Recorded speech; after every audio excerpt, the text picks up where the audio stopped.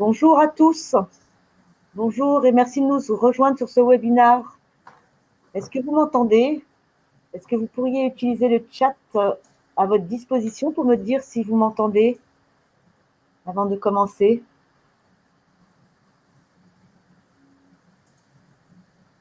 Bonjour, bonjour. Est-ce que vous m'entendez?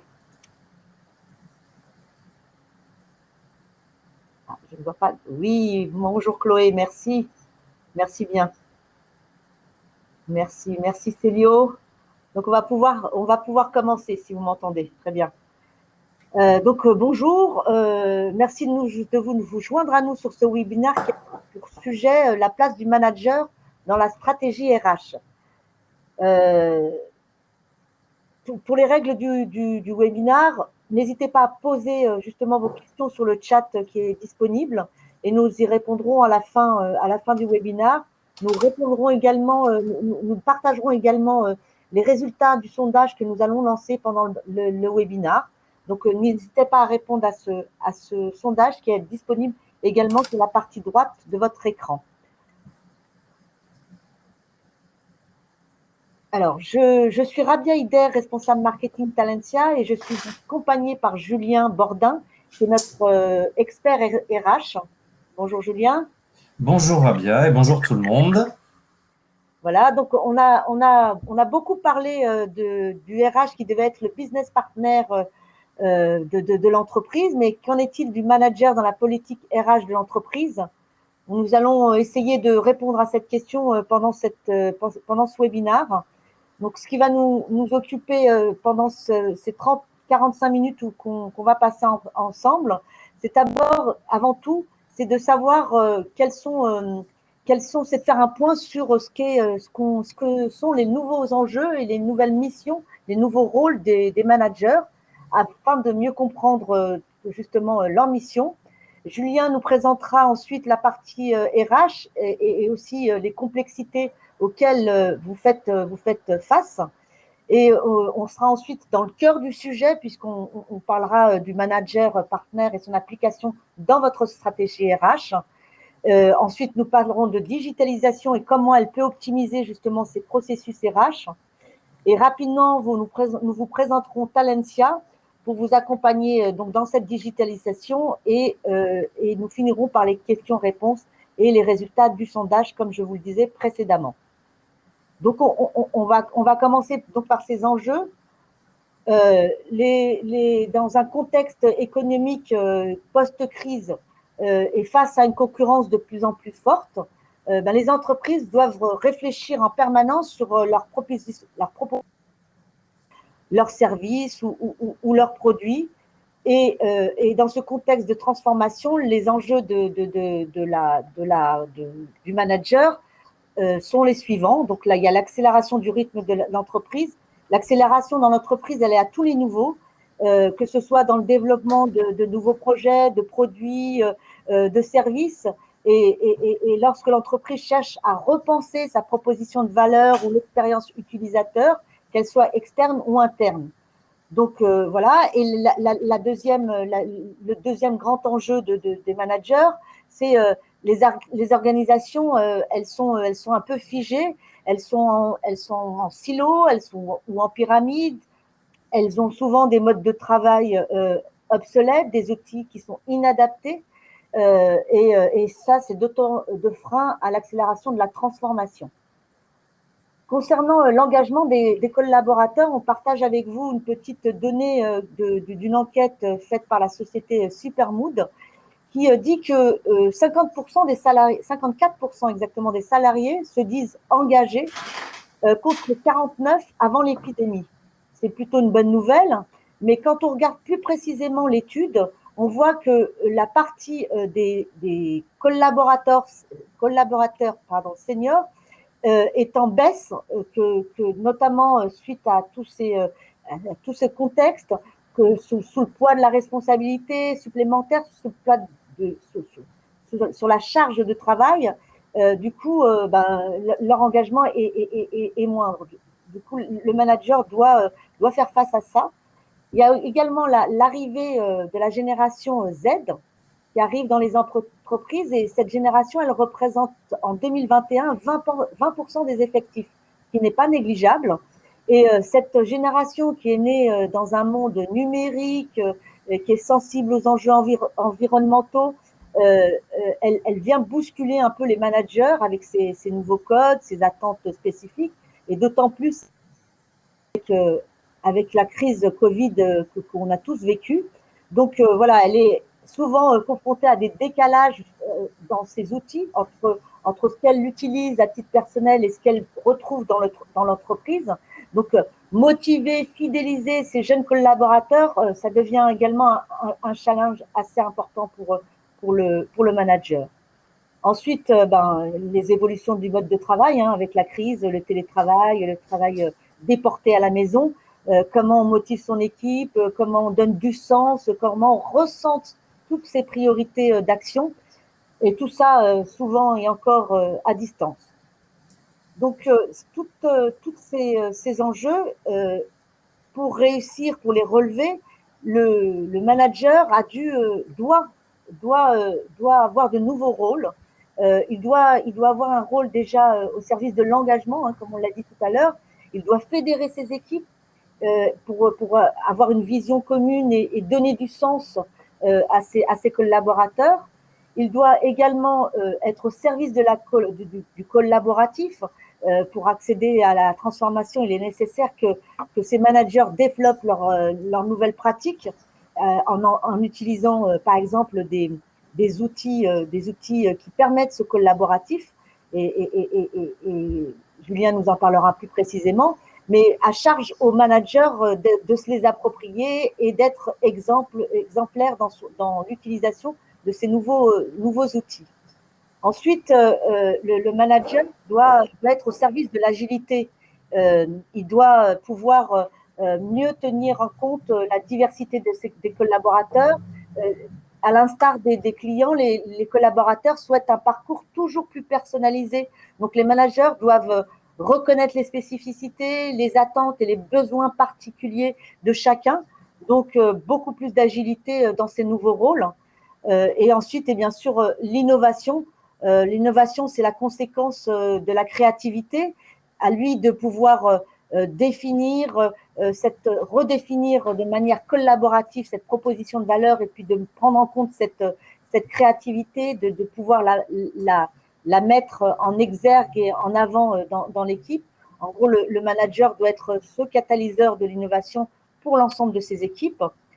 Donc voilà, face à tous ces enjeux et à ces nouveaux rôles des managers, Julien si tu le veux bien, va partager sa vision de comment les impliquer dans cette stratégie, pardon. Mais avant tout, les RH, ils ont aussi face à eux une complexité, je pense. Tout à fait. Merci Rabia pour ce cadre qui est très bien posé et très bien détaillé. Avant de rentrer dans des aspects plus opérationnels sur les missions du management, les domaines d'intervention et les différents contextes auxquels ils vont faire face, on voulait prendre un peu de recul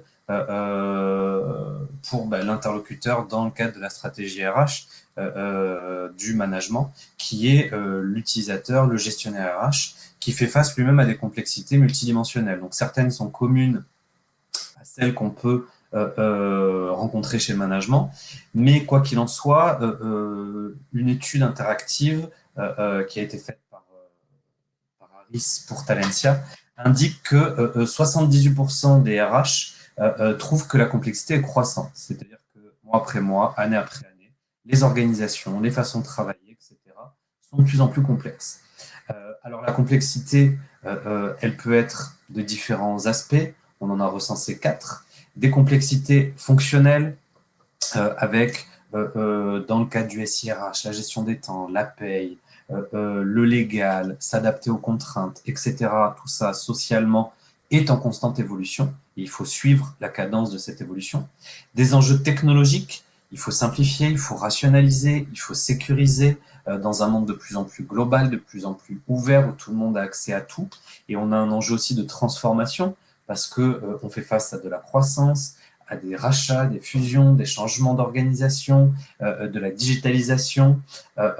Et tout ça nous amène à nous poser tout un tas de questions sur comment développer nos collaborateurs dans cette complexité multidimension. Une fois qu'on a posé ce décor sur la complexité RH et que Rabia a évoqué le lien, le rôle du manager et son évolution, maintenant, on va parler un petit peu du manager HR partner ou de son implication dans la stratégie RH. Pour ce faire, on va peut-être redescendre un petit peu en détail sur les missions du manager. On en a listé un certain nombre sans pour autant être exhaustif. Et ce qu'il faut ne pas oublier, c'est qu'au-delà d'être un opérationnel, le manager est souvent attendu comme étant le couteau suisse, avec une fonction, là aussi, en constante évolution au sein de l'entreprise. Il doit anticiper les risques, les tendances, les opportunités. Il doit décider, arbitrer, proposer des choix tout en suivant et en déclinant des axes stratégiques. Il doit organiser les priorités, les ressources, les procédures. Il doit aussi animer ses ressources, les recruter, les coacher, les évaluer, les recadrer, les impliquer pour qu'elles collaborent ensemble. Il doit, bien évidemment, de façon transverse, communiquer, écouter, rediriger vers les bons interlocuteurs, présenter, expliquer, justifier, utiliser le feedback et exploiter les feedbacks de ses collaborateurs pour pouvoir, là aussi, animer. Ça va l'emmener aussi à potentiellement résoudre des problèmes, des tensions, des conflits, des écarts de compréhension, dans une optique où on est dans un monde global, concurrentiel, où un de ses objectifs, c'est de performer, de créer de la dynamique grâce à certains leviers, le changement, Rabia parlé d'innovation, l'amélioration constante de la qualité, et tout ça tout en pilotant l'ensemble de ces missions. Alors, quand on parle de piloter, on va avoir plusieurs prismes, puisque le pilotage, c'est ce qui va permettre de fédérer l'ensemble des autres actions, mais ça peut être supervisé, être sûr qu'on est bien serré les boulons, si on devait l'imager. Ça doit être maîtrisé comme un pilote au sein de son véhicule, et ça doit être dirigé au sens leader, ouvrir le chemin de ses collaborateurs et les embarquer. Donc, dans un contexte mouvant, le RH, le manager, dans ses actions opérationnelles, mais dans ses actions RH, on voit qu'il a quand même des missions, si on rentre dans le détail, qui sont très diverses et variées, et potentiellement qui peuvent être contradictoires avec les attentes des collaborateurs, de certaines nouvelles générations, de stratégies, d'enjeux qui sont déclinés de différentes façons. Au-delà de ces missions, le manager, il a des domaines d'intervention qui sont là aussi de plus en plus riches. Historiquement et de façon assez conventionnelle, le manager est prioritairement dans le domaine de la RH impliqué sur le recrutement, les entretiens et la formation. Pour la simple et bonne raison que c'est généralement dans l'intérêt du manager que d'avoir la bonne personne au bon endroit, au bon moment, si on parle de gestion de compétences, de recrutement, de formation, de développement. Donc, il y a un intérêt de productivité et de performance. Le manager, il est aussi impliqué potentiellement dans la gestion des rémunérations de ses collaborateurs. Alors, potentiellement, différents niveaux de management. Le manager de proximité n'est pas toujours impliqué, c'est peut-être un niveau de direction, par exemple. Mais il n'a pas toujours la main, ce qui fait que là aussi, on va potentiellement avoir un décalage entre les leviers sur lesquels il va pouvoir agir dans le domaine du pilotage RH. Et tout ce qui est pilotage, gestion de carrière, dialogue social, sont des leviers puissants qui ne concernent malheureusement qu'une minorité de managers parce que, on le rappelle, le manager est souvent appelé à être un couteau suisse et ne peut pas traiter l'exhaustivité des cas ou des activités sur lesquelles on l'attendrait ou on aimerait, dans un monde idéal, qu'il soit. Alors, pour préparer, sensibiliser les managers à l'ensemble de ces domaines d'intervention, il est important de communiquer, de les former, de leur donner les valeurs de l'entreprise, le dialogue social, puisqu'on le voit, dans les évolutions, il y a des thèmes sociaux qui émergent, la gestion de la diversité, l'équilibre vie privée, vie professionnelle, la prévention des risques psychosociaux, par exemple. Et c'est des thématiques qui, il y a 20 ans, dont on ne parlait pas ou peu, et pour lesquels les managers étaient très peu impliqués. Et là, on est au cœur de la stratégie et on est au cœur de l'implication managériale sur lesquelles on va embarquer. Alors tout ça, c'est bien évidemment à mettre en regard de chaque organisation. selon le niveau de transparence ou non dans la gestion des talents, de façon concrète. Est-ce que j'ai intérêt à faire savoir que tel collaborateur a tel niveau de performance et veut évoluer vers tel poste, emploi, parce que j'ai le risque qu'il parte dans un autre service que le mien. Donc là aussi, il faut qu'il y ait une démarche globale pour faire passer l'intérêt de l'entreprise au sens collectif avant l'intérêt de chacun des services.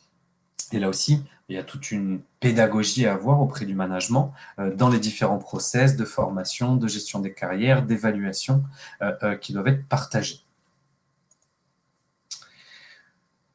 Et ça nous amène au lien entre le business partner et le HR partner, puisqu'on va mettre en relation un manager opérationnel et un gestionnaire RH, sur lesquels il va falloir trouver une façon de communiquer, de travailler ensemble, main dans la main.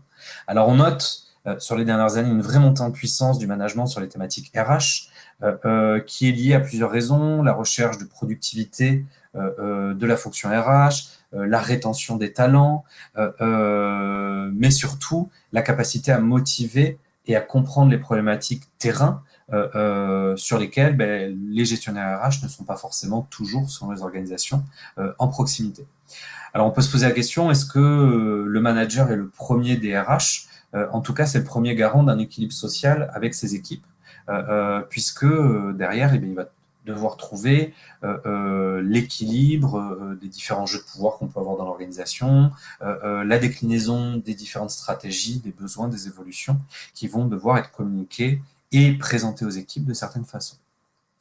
Alors c'est assez paradoxal parce que un projet réussi doit impliquer le management et nécessite un accompagnement au changement. Donc il faut vraiment que ces RH et ces managers puissent travailler ensemble au quotidien pour que ces politiques RH soient déclinées de façon opérationnelle.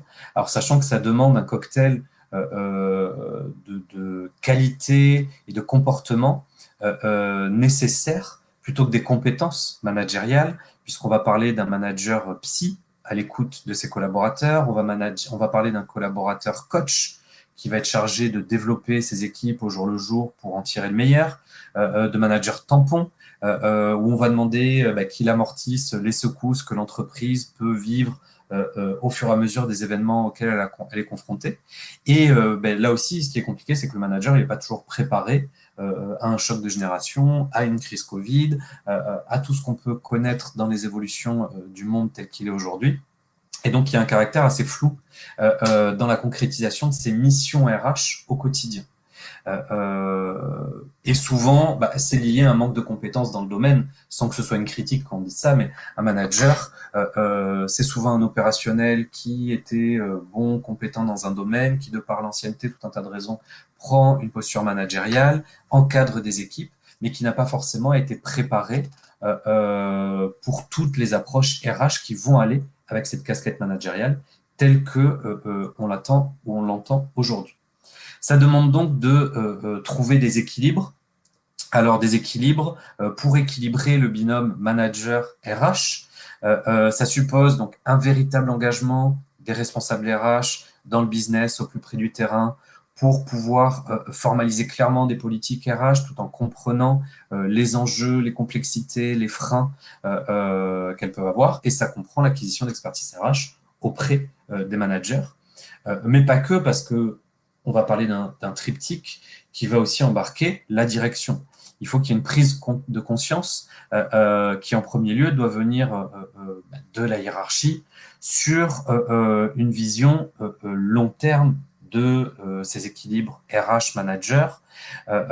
Et il y a là aussi des sujets un peu paradoxaux parce que on parle de capital humain, mais on a une sémantique financière avec le capital, là où, au contraire, la notion de valeur des hommes et des femmes de l'entreprise ne se retrouve jamais dans la valorisation de l'entreprise, dans son bilan, dans son compte de résultat, à travers les compétences et sa productivité, etc. Donc là aussi, dans la déclinaison des directions, il faut trouver le bon prisme et la bonne façon de trouver ces équilibres.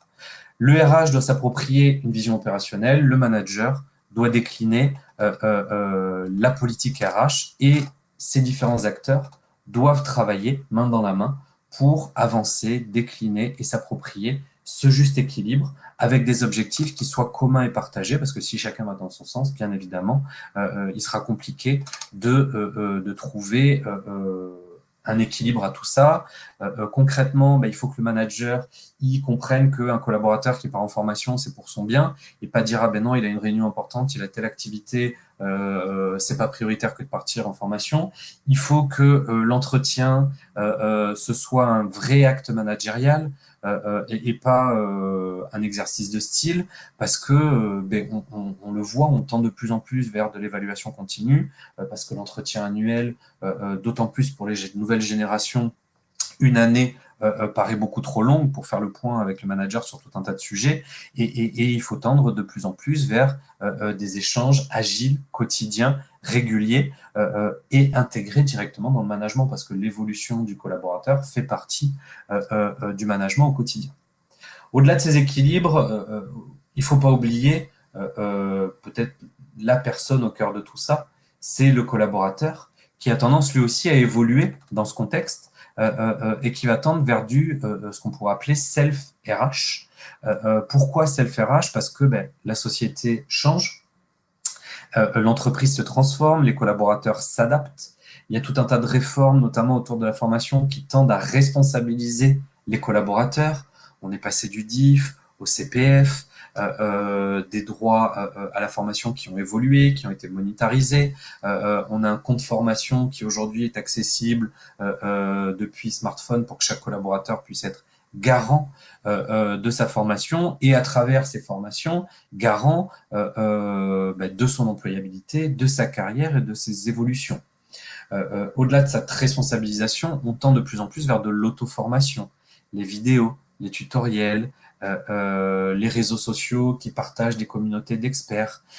Donc le temps où les entreprises étaient les seules à former les collaborateurs est obsolète, et beaucoup de salariés ont recours à de l'apprentissage numérique informel via différents leviers en dehors de leur temps de travail, parce qu'aujourd'hui, l'information se retrouve partout en temps réel et est accessible simplement. Donc là aussi, quelque part, ça lui permet, via cette digitalisation, de développer sa marque employée, tout comme l'entreprise a une marque employeur, le collaborateur, via les réseaux sociaux, via les job boards, se crée une plateforme sur ses compétences, sur les formations qu'il a suivies, sur ses expériences. Et ça implique que le manager, là aussi, doit être vigilant sur son suivi, sa gestion des talents, pour pouvoir être attractif auprès de ses collaborateurs afin d'éviter qu'ils ne quittent l'organisation. Parce qu'un collaborateur a la capacité aujourd'hui, via les plateformes, de revendre ses compétences, que ce soit via du freelance, via des candidatures en quelques clics. Et donc là, la proximité managériale, l'engagement et la connaissance d'un éventuel mal-être, un éventuel conflit avec un collaborateur sera indispensable à la bonne gestion de ces nouveaux collaborateurs qu'on peut appeler self-RH, qui sont au centre de leur carrière et qui sont de plus en plus autonomes et des électrons libres au sein des organisations.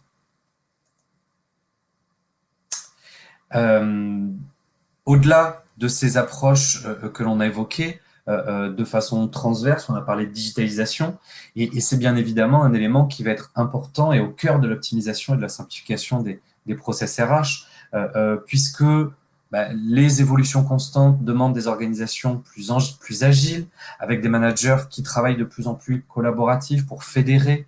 Ça permet de simplifier la vie des collaborateurs, de ne plus se poser des questions sur toute la partie réglementaire, mais vraiment de se focaliser sur des activités à plus forte valeur ajoutée dans la gestion des talents. Les processus RH vont être du coup simplifiés via cette digitalisation, parce qu'en quelques clics, en quelques échanges, on va pouvoir faire passer des éléments clés sans avoir à ressaisir, revalider, etc. etc. Donc on se focalise sur l'essentiel, et tout ça va être sécurisé pour que les données confidentielles ne fuitent pas et ne soient pas perdues dans les méandres d'une organisation, de divers produits, solutions, etc. etc. Donc là aussi, dans le cadre du management et de la carrière du collaborateur, il est important que tout le parcours du collaborateur qui va être dématérialisé soit traité de bout en bout et que le management il soit partie prenante, que ce soit le recrutement, le onboarding. Si on parle de onboarding, quand le collaborateur arrive, on va parler de offboarding au moment où il va partir. Il faut que le manager il ait une vision globale de ces éléments parce que c'est lui qui, au quotidien, va être en proximité avec ses collaborateurs qui, je le rappelle, sont de plus en plus self-RH et en attente et demandeur et moteur de ces différents éléments. Rabia, je te laisse la main pour… Ouais, merci Julien, merci pour tous ces éléments. Rapidement, l'idée c'était de vous présenter pour ceux qui ne nous connaissent pas Talentia. Donc Talentia est un éditeur de solutions de gestion des fonctions RH et finances pour les ETI. Nous développons de gestion de la performance financière, que ce soit la compta, la consolidation, le reporting et l'élaboration budgétaire. Et bien sûr, les RH, mais ça, on le verra dans la slide suivante. On est un groupe français avec une forte présence en Europe mais également en Amérique du Nord. Nos solutions sont complètes, intégrées et s'adaptent à la complexité que gèrent de plus en plus les entreprises. On a la chance de compter plus de 3500 clients qui utilisent les solutions Talentia et notre groupe a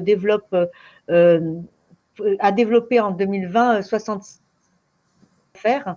Un point important peut-être qu'il faut noter, c'est que nous réinjectons 15% des revenus annuels dans la R&D et dans le développement, la recherche et le développement pour permettre à nos solutions d'être toujours au plus des besoins de nos clients et d'être toujours là où elles doivent être. Voilà. Pour la solution, notre solution RH, donc la solution RH est un SIRH complet en fait qui a pour vocation d'optimiser et de simplifier vos processus RH. Donc ça va de la paye à la gestion du capital humain en passant par l'administration des collaborateurs. Le SIRH est au sein d'une plateforme unifiée où tous les outils logiciels permettent d'automatiser les tâches et fastidieuses. On a besoin, bien sûr, elle est intégrée, bien sûr, et elle propose des workflows et des reporting qui sont transverses. Je vais vous mettre un lien sur le chat pour ceux qui voudraient avoir un peu plus d'informations sur la solution, de vous mettre le lien là et vous pourrez effectivement avoir un peu plus d'informations sur la solution. On est arrivé à la fin de ce webinaire. On est bien, hein, parce qu'on a même 2 minutes d'avance. On avait prévu une trentaine de minutes. Je n'ai pas vu passer de questions dans le chat. Julien, est-ce qu'on était très clair? Je ne sais pas. Vous pourriez nous le dire sur le chat. Est-ce qu'il a fonctionné? Est-ce qu'on a été clair? Est-ce que ça a répondu à vos attentes? Vous attendiez à autre chose? N'hésitez pas. Je vais regarder aussi le sondage. On a quelques réponses. On va les partager maintenant. Alors, à la question, quelle est l'implication des managers dans votre stratégie RH, par exemple?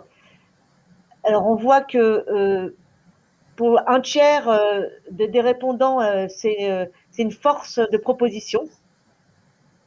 Donc, c'est plutôt pas mal. Suiveurs pour 33%, 17% sont réticents et on a quand même 17% de freineurs. Je ne sais pas, Julien, ça évoque quoi ces questions du coup?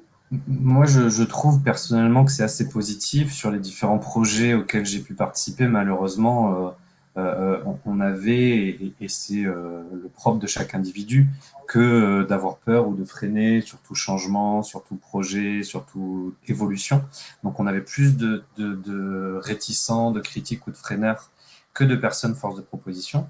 Ça prouve aussi que les organisations évoluent, que les stratégies RH sont peut-être de plus en plus adaptées aux organisations, aux besoins du management, et que la considération managériale et des besoins opérationnels sont pris en considération.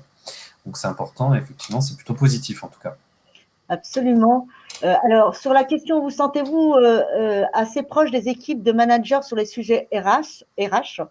Donc, 50% des répondants nous ont dit que partiellement, totalement pour 38%, ils ont beaucoup de chance, et pas du tout 13%, donc c'est assez positif tout ça aussi. C'est assez positif, effectivement. Alors, on se rend compte malheureusement, là aussi, chacun a des contextes, des enjeux différents, mais que malheureusement, la proximité management RH est souvent liée aux tâches quotidiennes dans lesquelles on se fait aspirer et le peu de temps qu'on a pour parler des trames de fond, des enjeux, de la façon de travailler, de déployer les stratégies et les sujets RH. Quoi qu'il en soit, il y a une prise de conscience et c'est bien qu'il y ait déjà cet échange et cette proximité. Absolument. Et puis le dernier sondage, la crise a-t-elle eu un impact sur votre proximité avec les managers? 50% disent que la proximité, en tout cas, était meilleure, moins bonne pour 17 et inchangée pour 33.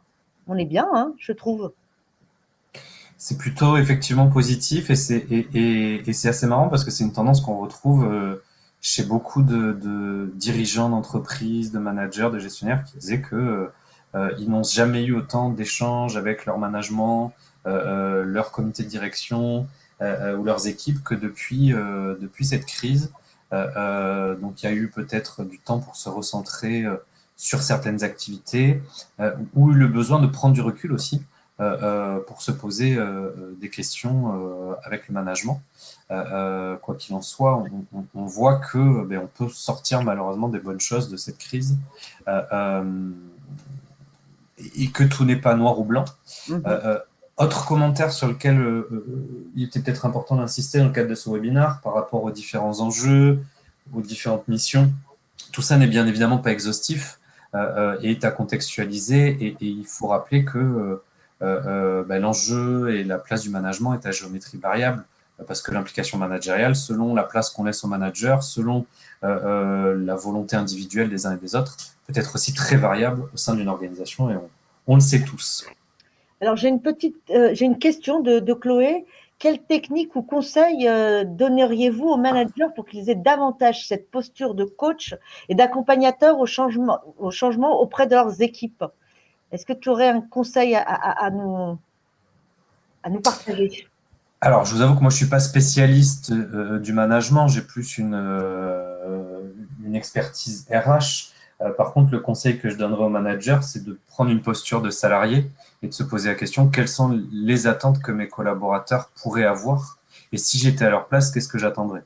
Et je trouve que le fait de se mettre à la place de l'autre, quand on est dans une posture managériale, ça peut permettre de lever le voile sur certaines interrogations qu'on peut avoir après, dans tous les cas, il faut communiquer. Et ça, malheureusement, on a tendance à pas avoir le temps ou pas prendre le temps, mais ça reste un enjeu essentiel. C'est vrai, je pense que la communication, effectivement, est une des seules solutions avec ces équipes. Et voilà, de pouvoir partager, d'anticiper, tu disais, de se mettre à la place des collaborateurs. Effectivement, ça permet aussi d'anticiper les questions et les problématiques qui pourraient arriver. Et il faut surtout pas oublier que l'acte managérial, à travers des actions RH, l'entretien, le suivi des formations, etc., ça reste un vrai acte managérial. Et il ne faut pas que le manager le voit comme une perte de temps. Donc là aussi, il y a de l'éducation ou Mm. euh, de l'éducation RH à avoir pour bien expliquer au management que le temps qu'ils vont peut-être perdre à un instant T sur certaines activités, ils le gagneront à horizon 6 mois, 1 an, parce qu'il y aura un retour sur investissement qui est compliqué à quantifier, à palper, mais qui est non négligeable dans la gestion des talents, dans la limitation du turnover de ces équipes qui seront au bon endroit au bon moment, on le rappelle. Mais ça prend du temps et il y a une vraie casquette de management à avoir. Et pour ce faire, il faut que le manager ne soit pas que opérationnel, il faut qu'il ait du temps pour faire du management et pour encadrer ses équipes. Donc Absolument. il y a une vraie implication. On revient au triptyque, la direction qui l'identifie et qui laisse le temps au manager de travailler sur ces sujets. Donc il n'y a pas de recette miracle, à mon sens, mais il faut beaucoup de bon sens et beaucoup de temps pour traiter ces thématiques. Absolument.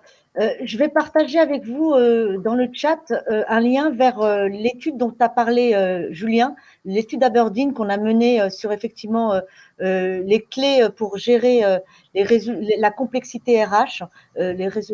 Julien en a donné quelques résultats. Donc, regardez un peu et vous allez voir si vous reconnaissez. Alors, attends, j'ai une question de Régine, pardon. Refaçonner le contour du poste de manager. Ah, ouais, Je pense que c'est un commentaire, oui. ouais, c'est un commentaire, oui. Régine, oui, oui, sûrement. Alors, est-ce que c'est la mission de RH ou c'est toute l'entreprise qui doit s'y mettre? Voilà, c'est la question. Elle peut se poser, en tout cas, elle est pertinente. Voilà.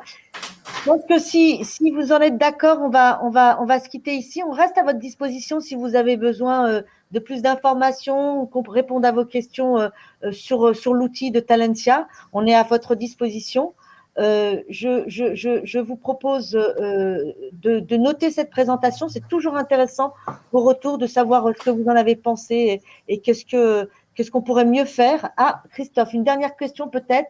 Pensez-vous qu'un manager puisse être coach sans avoir une formation certifiante? Alors, je pense que le management et le coaching sont deux thématiques différentes.